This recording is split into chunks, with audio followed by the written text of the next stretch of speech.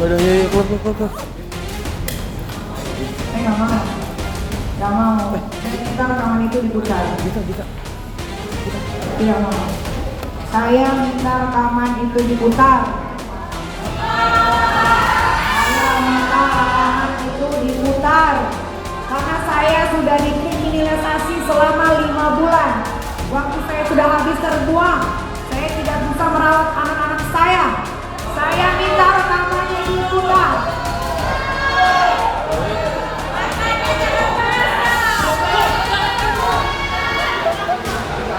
Jangan tunggu saya minta rekaman itu diputar. Walau bambu. Untuk pidana yang kotor kayak begini. Tidak, sudah cukup 5 bulan saya berdiam diri. Saya minta diputar rekamannya. Terserah.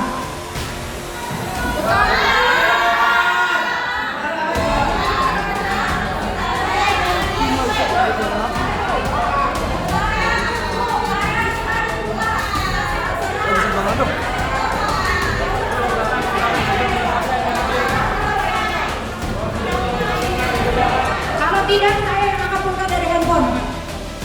Kalau tidak saya yang akan putar sendiri dari handphone. Oke bang, putar.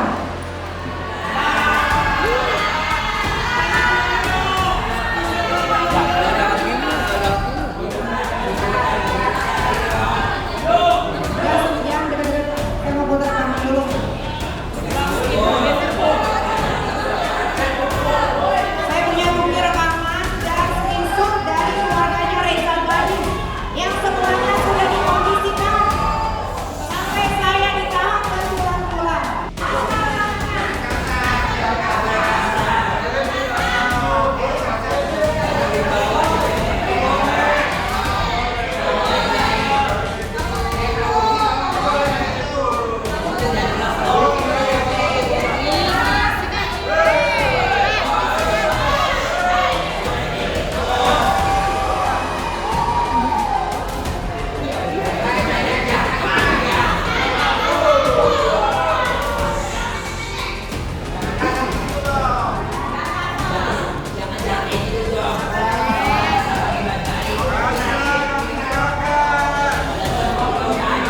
Bang Nando depan. Nando.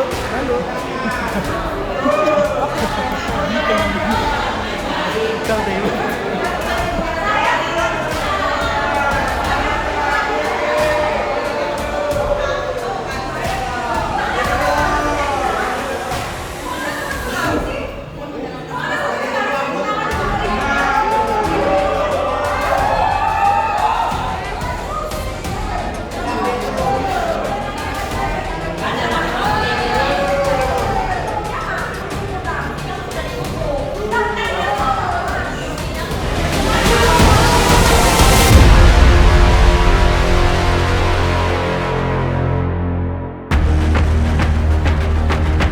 Memanas dan kian meruncing prahara hukum antara Nikita Mirzani versus Reza Gladys.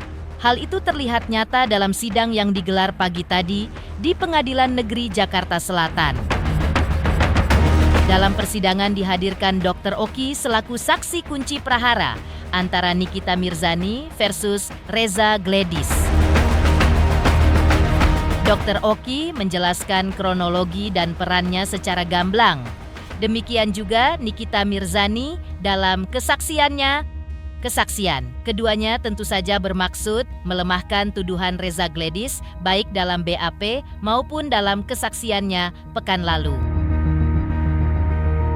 Lantas, seperti apa kesaksian Dr. Oki Pratama dan Nikita Mirzani pada persidangan pagi tadi? Seperti apa pula respon pihak Dr. Reza Gladys atas keterangan keduanya?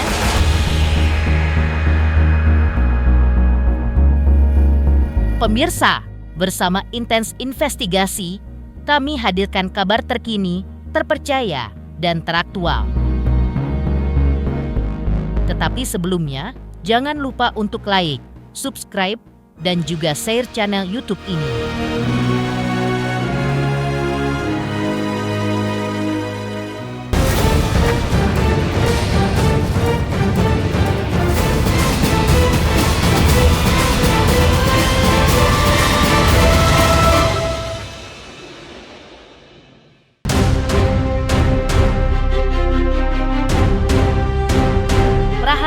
dalam kasus dugaan pemerasan disertai pengancaman dan tindak pidana pencucian uang antara Nikita Mirzani versus Reza Gledis memasuki babak baru. Pagi hari tadi telah berlangsung sidang lanjutan atas terdakwa Nikita Mirzani. Menariknya, selain mendengar keterangan Nikita Mirzani selaku terdakwa, pengadilan juga menghadirkan seorang saksi kunci untuk memberikan keterangan di muka hakim, yaitu sahabat Nikita Mirzani, Dr. Oki Pratama. Seperti inilah kesaksian Dr. Oki Pratama. Jadi kita sampaikan lagi ya, jawab yang ditanya, kurang jelas minta diulang, kalau sudah ditanya nggak usah dijawab, gitu ya. Dan kesempatan pertama kita kasihkan ke penuntut umum dan kita ingatkan kepada terdakwa ya untuk memperhatikan transaksi. Nanti di akhir keterangan saudara dimintai pendapat apakah transaksi ini benar semua, salah semua, atau ada yang benar, ada yang salah. Begitu. Silakan dari penuntut umum untuk bertanya terlebih dahulu. Terima kasih yang mulia. Saudara saksi, bisa berkata sama saya? Bisa dengar. Saudara saksi pernah dilakukan pemeriksaan di Kuningan? Benar, Berapa kali? satu kali masa Kali. Tanggalnya masih kan? saya lupa ingat kalau misalnya 5 atau 6 Februari. 6 Februari 2025. Benar. Nah, saat itu setelah dilakukan pemeriksaan ada dilakukan, ada dibaca, Ada yang benar. ada dibaca, terus ada ditandatangani. Ada yang benar. Setelah dibaca ada keberatan dari keterangan. Tidak ada. Ini dia. Hanya sekali ya. Ada. Oke. Saudara saksi kenal dengan terdakwa ya? Kenal. Bisa saudara jelaskan kenalnya apa, dalam rangka apa, dan hubungannya seperti apa? Ya. Untuk pertama kali saya kenal itu perkiraan di kisaran di tahun 2022 atau 2021, maaf kalau saya lupa. Itu pertama kali saudari Nikita Mirzani datang ke saya untuk sebuah acara yang dia punya, pengacara program Nikita itu. Di situ awal pertama kali ketemu beliau, walaupun saya sebelumnya udah tahu dia artis gitu. Tapi untuk ketemu pertama personal untuk itu, lalu setelah itu saya mengajak dia untuk menjadi brand ambassador kliniknya saya dari tahun saya lupa kita 2022 atau 2021 sampai sekarang. Sampai sekarang menjadi brand ambassador dari Ya, brand klinik saya. Jadi saudara namanya apa? Benih. Benih, itu dari saudara. Ya. Oke. Kalau dengan saudara Reza Gladis, saudara pernah Kenal. bisa diceritakan juga bagaimana Saya- proses kenalnya apa? Saya kenal beliau dengan saudara Reza Gladis sudah kenal kisaran di tahun 2018 bahwa dia Oh, lebih dulu berarti. ya benar 2018 sangat kenal dekat dengan beliau, juga sering sharing-sharing dengan beliau. Kalau seandainya beliau juga kalau ada masalah kadang juga telepon saya untuk sharing gitu.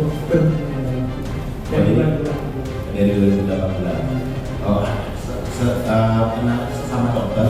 sesama dokter waktu itu saya lupa juga pertama kali kenalnya itu apakah di seminar, tapi kalau nggak salah pernah chat-chatan dulu via DM IG atau via IG gitu, pernah komen-komen atau chat-chatan yang berkaitan dengan lalu ketemu saya itu seminar-seminar dokter, pernah juga liburan bareng, waktu itu kami pernah ke Jerman, waktu itu liburan bareng. Kalau mau langsung fokus aja ya, disimpulkan sendiri nanti di tuntutan ya. Apa pertanyaan saudara, apa itu jawabannya, itulah nanti simpulkan ya. Silakan dilanjutkan kalau masih ada, kalau tidak ada geser yang lain. Diteruskan ya, Bos. Di surat kamu.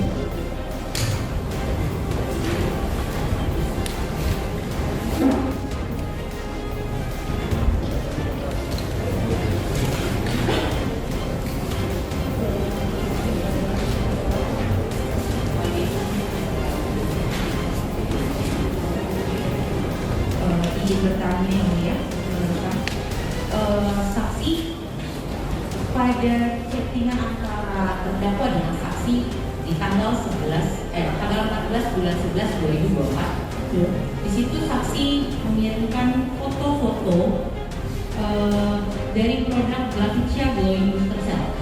Ada 1, 2, 3 dan bukti transaksi pembelian Glavicia Skincare dari e-commerce yang saksi kirimkan kepada terdakwa. Ya. Maksud dan tujuan dari saksi saksi mengirimkan foto-foto tersebut dan bukti transfer? Ya, atas permintaan dari Nikita Mirzani sebelumnya, karena waktu itu menurut Nikita Mirzani dianya bertemu sama saksi yang membeli untuk produk tersebut. Saya nggak tahu di tanggal berapa dia ketemunya, di sebuah tempat saya juga nggak tahu, mungkin bisa ditanyakan. Lalu ketika saya pernah ke rumah Nikita Mirzani, saya kumpulkan itu produk dan juga buktinya itu juga. Akhirnya saya apa? Foto-foto produk-produk itu kepada terdakwa. itu waktu itu pembahasan tentang Nikita Mirzani, saya lupa ingat tanggal berapa, di September atau Oktober. Saya foto itu karena waktu itu Nikita Mirzani mengatakan, dok saya punya produk ini Untuk menyumpal mulut Nikita Mirzani dengan uang dengan perumpamaan contoh bahwa sebelumnya ada yang namanya MS Group memberikan 4 miliar sehingga tidak disenggol-senggol lagi oleh terdakwa Nikita Mirzani. saya pastikan tidak ada. Saksi bisa berani pastikan tidak Berani ada. pastikan tidak ada. Kemudian di hari yang sama, Ya, tanggal jam 7 berapa? Oktober 2024 di jam 8 malam, saksi dengan Dr. Reza Gedis melakukan lagi video call sekira 22 menit 41 detik. Di hari yang sama. Ya? Ya, Baik. Di situ apakah saya tanya kembali lagi, apakah di situ saksi masih tidak pernah ada menyarankan bahwa hubungi terdakwa Nikita Mirzani Abdul Ismail, disumpel uangnya, tutup mulutnya, tahu sendiri kan mulutnya Nikita Mirzani ini begini, sumpel pakai uang? tidak ada. Tidak ada sama Tidak ada. sekali. Ya, Tidak ada sama sekali. saya pastikan tidak ada. Saksi pastikan tidak Pastikan ada. tidak ada. Baik.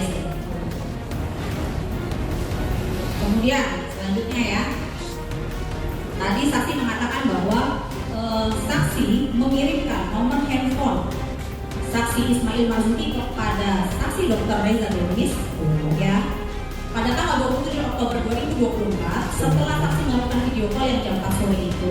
Ya benar kan? Itu karena saksi merasa lelah sering dihubungi oleh Reza Gedis terkait terdakwa Nikita Mirzani yang sering nyenggol atau melakukan review terhadap produk Reza Gedis. Ya benar? Benar?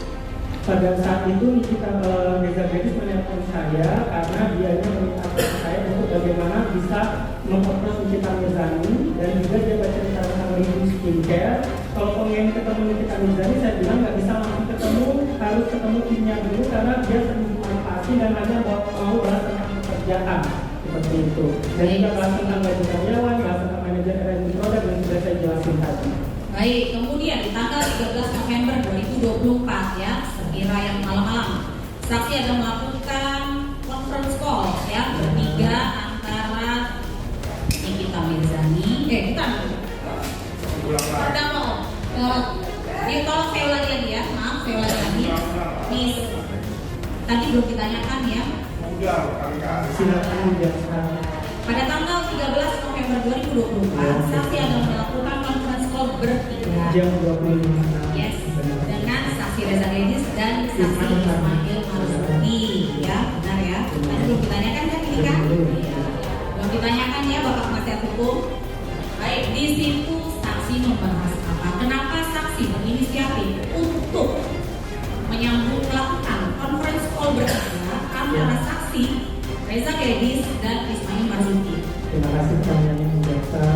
Sebelumnya, 2 menit sebelumnya, saudari Reza Gedis ada ngecek saya, aku nggak enak banget. Iya, ayo Ki, bisa langsung buat ketemunya enggak? Aku nggak enak banget chat akhirnya Ki, dia ingin besok gimana Ki? Akhirnya saya video call, saya telepon call, konferensi call. Saya bergabungkan Ismail, itu Ismailnya masuk di situ sekitar 1-2 menit saja. Akhirnya saya kasih tahu Mail, ini Reza Gedis, sudah saya anggap kayak tetehnya aku. Mail, Reza Gedis pengen ketemu sama Nikita Mirzani, ada jadwal Nikitanya kapan kosong, kalian nanti langsung aja chat aja bareng. Oh iya dokter salam kenal, kayak gitu mereka kenalan. Setelah itu saudara Ismail keluar dari konferensi call, setelah itu baru saya lanjut bercerita dengan si Reza Gedis. Baik. Kemudian saya tanyakan lagi di tanggal 14 ya kan? 14 November 2024 ya kan? saudara terdakwa Nikita Mirzani menanyakan kepada saksi atau menyuruh saksi untuk mengajari Ismail bagaimana cara berbicara dengan Reza Gladys. Ya, sudah sampai tadi. Ya, ada yang seperti itu. Nah, ada ya yang mengecek untuk menyuruh saksi untuk mengajari saksi Ismail. Iya. Ada saksi mengajari saudara Ismail Marzuki mungkin? Iya, saya tidak tahu. Baik, satu lagi pertanyaan terakhir dari saya. Ya. Tadi saksi mengatakan bahwa antara tanggal 27 Oktober 2024 sampai dengan akhirnya tanggal 13 November 2024 saksi mengkomunikasikan saksi Ismail Marzuki dengan Reza Gladys. Saksi mengatakan bahwa di sana saksi sering dihubungi Reza Gladys terkait dengan terdakwa Nikita Mirzani yang sering melakukan review atau ulasan kepada saksi Reza Gladys. Ya. Pertanyaan saya adalah, kenapa di saat itu terdakwa Nikita Mirzani malah menyuruh saksi untuk mengirimkan WA pada Reza Gladys? WA. Dok, WA Reza dong, Kepeng, dan dibales. Padahal saksi di situ mengatakan bahwa saya dihubungi terus nih, saya capek. Nah, tapi kenapa giliran terdakwa terdakwa Nikita Mirzani yang nyuruh saksi? Ya, karena mungkin tadi sudah saya katakan Nikita Mirzani dia pikir dia akan mendapatkan uang dari Reza Gladys yang menurut pengakuan Nikita Mirzani dapat endorse.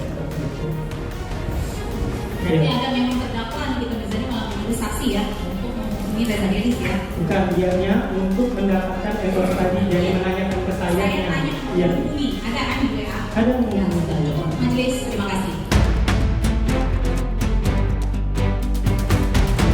Usai memberikan kesaksian di ruang sidang, seperti inilah penjelasan Dr. Oki Pratama dan kuasa hukumnya di hadapan awak media.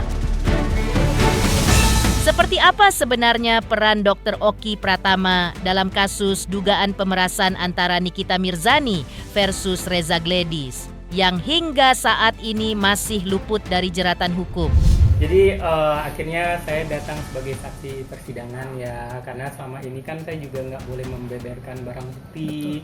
Karena apapun barang bukti itu harus dikasihkan ke penyidik waktu kita datang untuk memenuhi BAP, sama kalau seandainya kita untuk di pengadilan, karena kita tidak boleh menyebarkan dulu barang bukti, nanti bisa jadi nggak sah barang buktinya gitu. Jadi kalau kita nanyain tentang kronologis permasalahan ini, saya ngomongnya by bukti ya, kayak gitu, karena kita nggak boleh asumsi katanya atau menurut saya tapi tanpa bukti gitu. Saya ngomongin dengan bukti ya. Di 17 September itu saudara RJ duluan menghubungi saya ya dengan mengechat, ini ada rangkuman juga biar cepet ya. Dia ngechat saya jam 23.21, chat duluan, yang saya balesnya jam 23.58 duluan pertama kali untuk mengechat. Oke, untuk pertama. Kedua, lagi-lagi dia duluan lagi yang ngechat di 18 September. Kalian ngelihat ini dengan ini ya, dengan bukti terlampir ya, tanpa ada kebohongan ya yang saya bacakan ini. Dan juga tadi sudah di muka persidangan saya sampaikan. Untuk yang kedua kali duluan lagi ngechat jam 00.07. Bayangkan jam 12 malam ngechat saya. Lagi sibuk nggak? Apa ngantuk? Mau teleponan? Ah kangen. Jam 12 malam ngechat duluan. Nggak saya bales. Oke. Lalu berikutnya dianya mengechat via IG, DM IG ya, via DM IG dia ngechat duluan lagi jam tanggal 25 September untuk ketiga kalinya duluan. Oke. 25 September jam 00.15 aku WA dia chat seperti itu. Akhirnya saya balas dong 25 September. Teteh iya, saya jawab jam 7 paginya karena dia ngechat sebelumnya jam 00.15. Akhirnya langsung nih dia telepon. Nggak saya balas. Nggak saya angkat. Terbukti ya, nggak saya nih teteh iya nggak saya angkat. Oke, jadi supaya kelihatan siapa yang berperan aktif di sini. Lalu saya telepon lah balik karena sebelumnya ada telepon dari dia, nggak diangkat. Telepon lagi nih jam 12.57-nya, 2 jam setelahnya, nggak saya angkat. Tidak ada saya jawaban untuk melakukan apapun. Oke, selesai. Itu tadi 25 September, 27 September ngechat lagi duluan. Aku telepon kok nggak nyambung. terbukti duluan keempat kalinya. Oke. Dan nelpon jam 27 September, aku telepon kok nggak nyambung. Saya baleslah dengan video call di sini, ya. Ini dia curhat-curhat karena ini di tanggal 27 September. Akhirnya terjadilah video call. Disinilah yang pembahasan dia pengen banget ketemu sama Nikita Mirzani. Bagaimana cara ketemu sama Nikita Mirzani? Saya bilang kalau mau ketemu sama Nikita Mirzani itu nggak mau ketemu secara langsung. Kan sudah saya beberkan di persidangan. Dia sudah trauma ketemu secara langsung, tapi akhirnya cuma konten-konten aja, nggak menghasilkan pekerjaan untuk dia. Jadi kalau seandainya sudah pasti ngomongin pekerjaan kayak gitu, baru ketemu sama dia. Jadi kata Nikita Mirzani, kalau mau ketemu sama dia itu kasih aja nomor timnya dia kayak gitu. Di situ juga ada pembahasan tentang ngomongin pengen ketemu Nikita Mirzani, ngomongin tentang review skincare, bahas tentang gaji karyawan, bahas tentang manajer R&D produk tuh gimana, gajinya berapa, produk kita tuh biar bagus, biar selalu ngecek quality produk. Karena yang kalian ketahui waktu itu kan lagi hangat-hangatnya isu tentang review skincare, benar kan? Tentang isu overclaim. Berarti kan yang ngecek quality control di klinik ataupun tempat perusahaan kita itu namanya kan R&D, dia ngecekin untuk produk-produk. Di situ saya bilang ke dia, terus dianya duluan nih, dia yang pertama kali dia bilang, Ci, kalau malam ini ketemu Niki aja bisa nggak kira-kira sama kamu juga? Kita ngomongin by bukti ya. Dia duluan yang pengen ketemu sama Nikita Mirzani, gimana caranya, dan sama kamu juga, berarti sama saya. Saya bilang dia nggak mau ketemu kalau nggak pasti soal yang tadi teh. Mira Hayati mengubah pola pikir Nikita Mirzani, maksudnya karena sebelumnya pernah juga ada udah konten-konten bully rumah kayak gitu, akhirnya nggak jadi kayak gitu. Jadi Nikita Mirzani udah nggak mau lagi, ataupun dengan ada seseorang juga sudah konten-konten kayak itu nggak jadi brand ambassador, sudah diumumin brand ambassador tapi nggak jadi kayak itu. Jadi Nikita Mirzani udah pasti dulu lah kayak gitu, udah deal-dealannya gimana. Nah, ya udah pasti. Dia bilang baiknya gimana. Akhirnya karena dia tanya baiknya gimana, dia udah tahu dia nggak mau ketemu langsung, saya nggak sekonyong-konyongnya ngasih nomor Mail, itu atas permintaan dia. Saya kasih nomor Mail. Oke. Aku nggak enak chatnya gimana, ya udah nanti aku coba, makasih, oke. Chat aja, dia itu penggantinya Niki, bilang aja silaturahmi sama Niki. Dia bilang silaturahmi, saya bilang silaturahmi sama Niki. Terus sudah di tanggal 3 November dia duluan yang menelpon saya. Di 3 November ini otomatis yang keberapa kali, yang ke-7 kali dia duluan. Tidak pernah sejarahnya saya yang duluan menghubungi. Oke. 3 November dia ngechat, nge-nelpon, nggak saya angkat, akhirnya oke telepon, saya jawab lagi 6 jam kemudiannya baru saya jawab iya teh. Oke gitu. Oke. Di tanggal 13 November dia menghubungin saya duluan lagi. Oki di mana? Benar? Untuk yang ke-8 kalinya. Oke, dia duluan. Oki di mana? Ketemuan yuk, aku ke rumah kamu. Oke, ini udah untuk kesekian kalinya dia pengen ke rumah saya. Terus saya persingkat biar kalian nggak capek nunggunya, biar kalian tuh melihatnya dengan bukti. Pokoknya di sini dia pengen ketemu, pengen ke rumah. Lalu dok, yang 5M itu sendiri Ya. gimana nih dok? Iya. Ada 350, 5M itu sendiri. Oh, yang masih yang Kak Shell. Itu Nikita Mirzani minta pembayaran brand ambassador dia karena sudah diumumkan untuk dia sebagai brand ambassador, karena dia kecewa kayak gitu, dia belum dibayar brand ambassadornya kayak gitu. Tapi ya, Kak Shell belum mampu untuk pembayaran itu, dan juga tidak ada pentransferan untuk di 5M. Berarti memang tidak ada TF ya? Tidak ada pergeseran uang. Tidak ada pergeseran uang. Gitu. Kalau ada pergeseran uang mungkin ada lagi dugaan pemerasan kan. Berarti aman ya dok, untuk uang 5M tidak dipindahkan. 350 itu memang inisiatif Benar. dari SS sendiri dok. Benar, karena kalau seandainya cuma asumsi ketika ditanya mana buktinya nggak boleh. Makanya tadi ketika majelis bertanya, dokter pernah ada bilang ini duit tutup mulut, misalnya contoh MS Glow 4 saya bilang tidak ada, dan saya bilang tidak ada, mana buktinya? Tidak ada, bisa dibuktikan. Benar kan? Jadi saya nggak mau kalau seandainya bisa berasumsi, kalau saya pikir kayak itu, oh hukum bisa hanya asumsi tanpa bukti, hebat juga ya kayak gitu aja. Saya tidak tahu itu. konflik Amail gitu dok mungkin? Tidak tahu. Kan udah ada rekamannya kan yang minta suruh sebut siapa kayak gitu kan, itu kan bisa menilai sendiri kayak gitu. Tapi itu kan di luar kapasitas saya ya, karena itu kan pembicaraan orang lain. Kesaksian dan keterangan Dr. Oki Pratama selaku sahabat Nikita Mirzani dan kesaksian Nikita Mirzani sendiri di muka hakim dalam persidangan hari ini tentu saja condong menguntungkan Nikita Mirzani atau setidaknya merupakan keterangan yang berupaya untuk melemahkan kesaksian Reza Gledis pada persidangan sebelumnya. Lantas, seperti apa tanggapan pihak Dr. Reza Gledis atas kesaksian dari Dr. Oki Pratama dan Nikita Mirzani di persidangan pagi tadi? Hari ini persidangan baik terdakwa Nikita Mirzani maupun Ismail telah terlaksana dengan baik. Walaupun tadi ada sedikit permasalahan, tapi kita yakin semua dapat diselesaikan dengan baik. Dan menyangkut hari ini, ada 3 saksi yang diajukan oleh jaksa penuntut umum. Pertama adalah Dr. Oki, kedua adalah Sela Sofia, ketiga dari pihak laboratorium. Dan dari ketiga saksi ini, kita mendapat penjelasan yang lebih baik dan lebih jelas arahnya kemana. Bagaimana arogansinya terdakwa Nikita ini. Dia bentak-bentak hakim. Bahkan tadi setelah sidang ditutup, dia tidak mau kembali ke Pondok Bambu. Dia ngotot mau di pengadilan.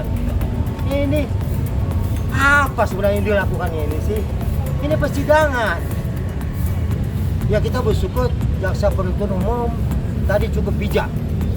Tidak memaksa langsung, tapi dibujuk, bahkan sampai setengah jam. Dibujuk, akhirnya mau juga kembali ke Pondok Bambu. Pemirsa Intens Investigasi, jangan lupa saksikan terus Intens Investigasi. Dan pastikan jangan lupa untuk like, subscribe, share, dan juga komen. Tim redaksi Intens Investigasi juga mengucapkan banyak terima kasih kepada semua subscribers. Hingga channel Intens Investigasi kini sudah mencapai 3 juta subscriber.